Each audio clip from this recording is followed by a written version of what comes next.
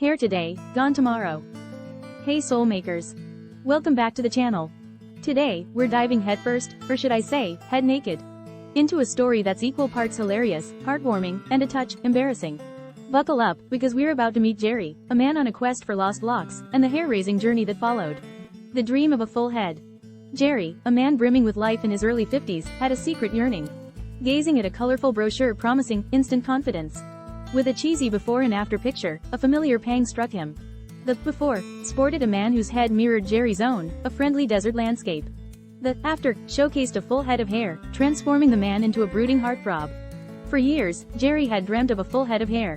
Maybe it was a societal pressure, maybe a touch of nostalgia, but the desire gnawed at him. This non-invasive procedure, involving a custom-made hairpiece fused to his scalp, seemed like the answer. The heir apparent. His wife, Jan, a woman with a contagious laugh and a partner in all things, couldn't help but find humor in it. While Gerry researched hairpiece providers, Jan knew his heart was in the right place. It wasn't about chasing youth, it was about a desire to feel confident in his own skin, well, or lack thereof. Finally, the day arrived. Gerry, a little nervous but mostly excited, ventured off for his hair transformation. Jan, ever the supportive wife, decided to explore them all while he underwent this follicular metamorphosis. The reveal and the laughter. Picking him up, Jan braced herself. Stepping out of the provider's office, she saw Gerry, and, well, let's just say it took a moment to adjust. The hairpiece itself was well done, a perfect match to his remaining wisps. But seeing Gerry with a full head of hair after all these years was like witnessing a familiar face wearing a stranger's mustache.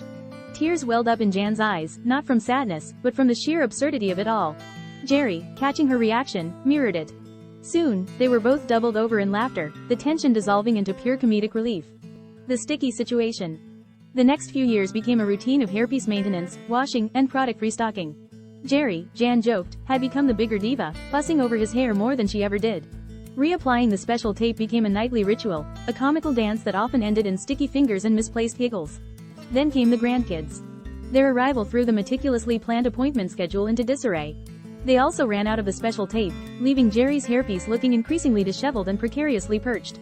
In a moment of desperation, they resorted to crazy glue. It worked, for a short while, but the fumes were horrendous, forcing Gerry to wear a baseball cap indoors. The bald truth is revealed. One morning, their curious grandson barged into the bedroom, his eyes widening at the sight of Gerry sans hairpiece. "Grandpa. You have bald hair," he exclaimed. The absurdity of the situation finally hit home. Perhaps, they thought, after years of clinging to this not-so-perfect solution, it was time to let go of this charade. Here they were, living a life built on a secret that brought more stress than confidence. Maybe, they thought, it was time to embrace Gerry's natural look. Maybe it was time to celebrate the man underneath the hair, or lack thereof. After all, Gerry was a kind, funny, and supportive grandpa, and that had nothing to do with how much hair was on his head. The Great Escape. Later that day, Gerry, sporting his trusty baseball cap, and Jan headed to the mall. Jan pointed out the irony of hiding his hair under a hat, but Gerry just grinned, ever the optimist. Inside the bustling mall, disaster struck. A powerful gust of wind sent Gerry's hat flying. With lightning reflexes, he lunged for it, but not fast enough. His hairpiece, freed from its gluey prison, took flight. We're talking a tumbleweed of misplaced dreams, soaring through the air before landing with a plop in the middle of the parking lot. A crowd gathered, their faces a mix of amusement and shock. The dignity of baldness. Jan squeezed Gerry's hand, a silent understanding passing between them. Maybe a part of them had hoped for a more dignified farewell to the hairpiece, but this, in its own chaotic way, seemed fitting. Here they were, standing in the middle of a mall parking lot, surrounded by strangers witnessing the grand escape of a rogue hairpiece. Gerry, though initially flustered, took a deep breath.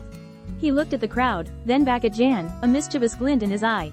This could be a moment of embarrassment, or it could be a moment of liberation. He chose the latter. With a wry smile, he announced, "Well, folks, looks like my hair decided it wanted some fresh air." Laughter rippled through the crowd, the tension dissolving. A sense of camaraderie blossomed, a shared amusement at the absurdity of the situation. The legacy of laughter. Gerry and Jan walked hand in hand away from the mall, the hairpiece a distant memory. As they drove home, a newfound sense of freedom settled over Gerry. He had embraced his baldness, and in doing so, a weight had lifted. He was still the same funny, kind-hearted man, just with a shinier head. This experience, from the initial brochure to the hairpiece's dramatic escape, became a legend in their family. They'd recount it at gatherings, each time embellishing the details a little further. Gerry, with his knack for storytelling, would turn it into a hilarious performance, complete with sound effects and exaggerated facial expressions. The story never failed to elicit roars of laughter, a testament to the unifying power of shared absurdity. So soul makers, what did you think? Did Gerry's hair-raising journey tickle your funny bone? Let me know in the comments below, and if you enjoyed this story and want to hear more tales of self-discovery and laughter, hit that like button and subscribe to the channel. Until next time, stay soulful.